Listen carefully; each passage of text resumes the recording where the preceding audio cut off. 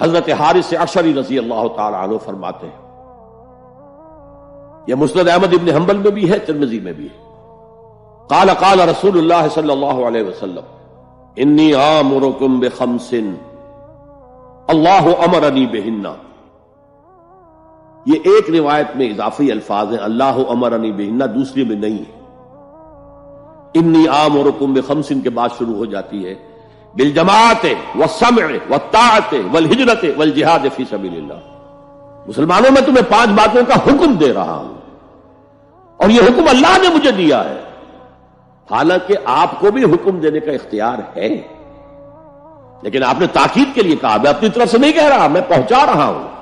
انی آمرکم بخمس اللہ امرنی بہن بالجماعت والسمع والطاعت والہجرت والجہاد فی سبیل اللہ۔ ذرا دیانتداری کے ساتھ ہاتھ اٹھائیں ان مجمع میں سے وہ لوگ جنہوں نے پہلے کبھی یہ حدیث سنی ہے۔ ایک تو ادھر میں نے ہاتھ دیکھا ہے، اس کا چرچا ہی نہیں ہمارے ہاں۔ کیوں؟ یہ اس لیول سے متعلق ہے جس لیول پہ ہم سوچتے ہی نہیں۔ اقامت دین کی جدوجہد، نظام کو بدلنے کی جدوجہد، یہ ہمارے ذہن سے خارج، ہمارے تصور دین سے خارج۔ دیکھیے وہ جو ہے بنی الاسلام علی خمس، اس میں امر نہیں ہے، یہ خبر ہے صرف۔ اسلام کی بنیاد 5 چیزوں پر قائم ہے، شہادت اللہ الہ الا اللہ وان محمد رسول اللہ، واقام الصلاۃ وایتاء الزکوٰۃ وصوم رمضان وحج البیت من استطاع الیہ سبیلا۔ یہ حدیث کس کو نہیں معلوم؟ متن یاد نہ ہو یہ بات دوسری ہے، کس کو نہیں معلوم 5 ارکان اسلام حضور نے بتائے ہیں؟ حالانکہ وہاں یہ ہے میں تمہیں حکم دے رہا ہوں، اور چرچا ہی نہیں ہے ہمارے یہاں۔ جس گاؤں جانا نہیں اس کا راستہ کیا پوچھنا؟ جو کام ہم نے کرنا ہی نہیں، اس کے جو لوازم ہیں ان کے تذکرے کی کیا ضرورت ہے؟ یہ ہے ہمارا اس وقت کا عام مسلمانوں کا تصور۔ زیادہ سے زیادہ یہ کہ دین کو پھیلاؤ، پہنچاؤ، کتابوں سے، رسالوں سے، ویڈیو سے، آڈیو سے، مواعظ سے، درس قرآن سے، ترجمہ قرآن سے، یا تو یہ کہ اپنی ذاتی نیکی کا تصور ہے، اور یا پھر اس سے اوپر صرف یہ دعوت و تبلیغ۔ اس سے اوپر کی تیسری منزل جسے اقامت دین کہا جائے، جو خصوصی الفاظ حضور کے لیے 3 مرتبہ قرآن میں آئے، هو الذی ارسل رسولہ بالہدی ودین الحق لیظہرہ علی الدین کلہ۔ کسی اور نبی کے لیے 1 دفعہ بھی نہیں آئے، حضور کے لیے 3 دفعہ آئے، سورہ توبہ، سورہ فتح، سورہ صف۔ یہ چونکہ چیز ہمارے ذہنوں سے نکل گئی ہے، لہذا اس کے جو متعلقات ہیں اس کی طرف بھی توجہ نہیں ہے۔ سیدھی سی بات ہے، منطقی بات ہے، جس گاؤں جانا نہیں اس کا راستہ کائے کو پوچھنا؟ یہ 5 چیزیں ہیں لازم۔ جماعت کی شکل میں رہو، یہ بھی فرمایا علیکم بالجماع، یہ حضور کی حدیث ہے، علیکم بالجماع، لازم جماعت کی شکل میں رہو۔ اور حضرت عمر کا قول ہے، اور آپ کو معلوم ہے کہ صحابی کا قول بھی حدیث کہلاتا ہے۔ حضرت عمر فرماتے لا اسلام الا بالجماع ولا جماع الا بالامارہ ولا امارہ الا بالاطاعہ۔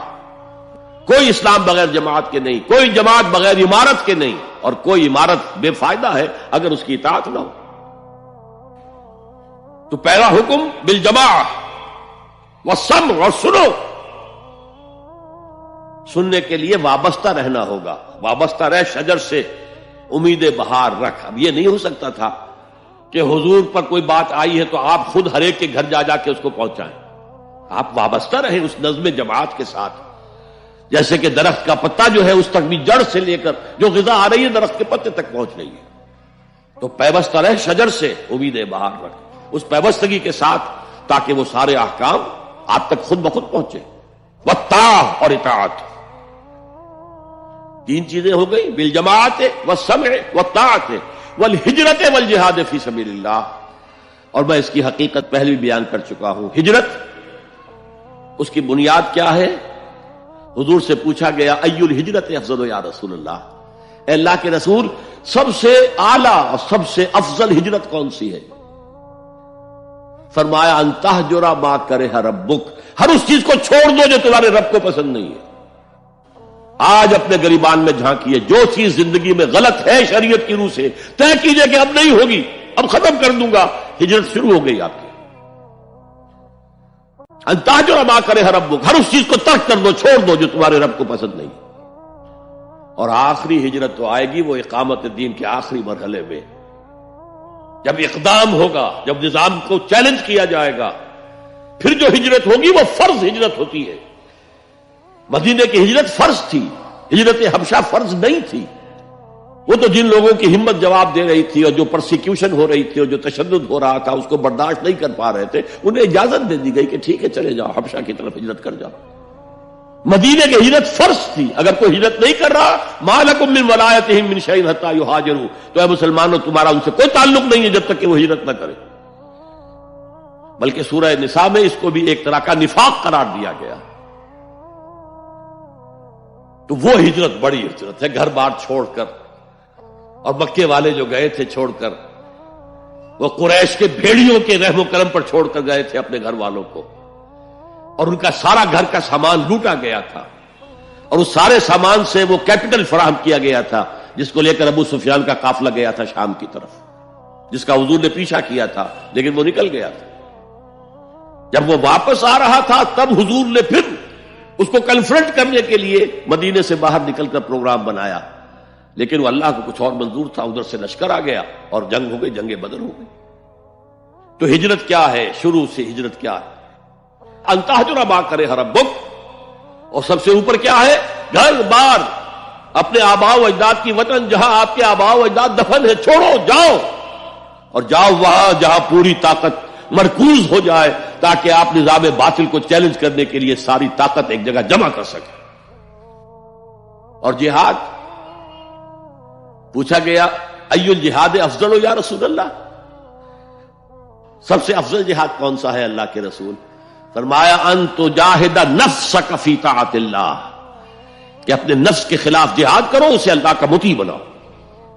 وہ سرکش ہے، وما ابرئ نفسی ان النفس لامارۃ بالسوء، یہ نفس جو ہے امارۃ بالسوء، برائی کا حکم دینے والا، اس کے خلاف کشاکش کرو اور اس کو دباؤ، اسے اللہ کے سامنے جھکاؤ، یہ جہاد افضل ہے۔ اور بلند ترین جہاد قتال فی سبیل اللہ، ان اللہ یحب الذین یقاتلون فی سبیلہ صفا کانہم بنیان مرصوص۔ یہ ہے وہ حدیث